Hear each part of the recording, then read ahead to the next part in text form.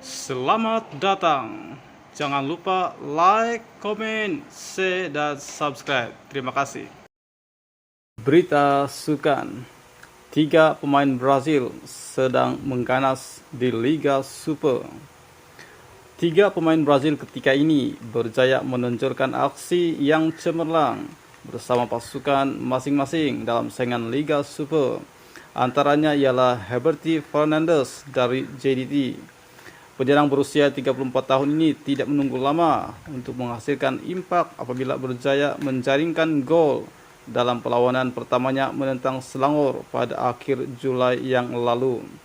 Heberty kini berjaya menjaringkan gol dalam setiap perlawanan Liga sewaktu bertemu pasukan Selangor, Sabah, Perak, dan Kedah. Pemain kelahiran Brazil ini telah menjaringkan 4 gol dan turut menghasilkan 1 bantuan jaringan dalam 4 perlawanan Liga Super ketika ini. Heberty hadir untuk memperkuatkan lagi bahagian serangan JDT setelah Fernando Forestieri mengalami kecederaan dan terpaksa disisihkan buat tempo yang panjang. Yang kedua ialah Ramon Machado daripada Sabah. Ramon menjadi ayam tempatan Sabah dalam kemenangan 3-1 ke atas Negeri Sembilan setelah berjaya menjaringkan 2 gol dalam perlawanan tersebut. Ramon kini sudah merekodkan 6 gol dan 2 bantuan jaringan dalam 7 perlawanan Liga bersama Sabah.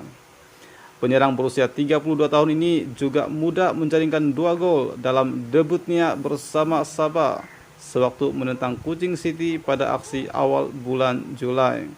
Ketajaman Ramon di hadapan gol dan dibantu pula dengan kehadiran Darren Lock dan Salil Ramdhani menjadikan jentera serangan Sabah semakin digeruni.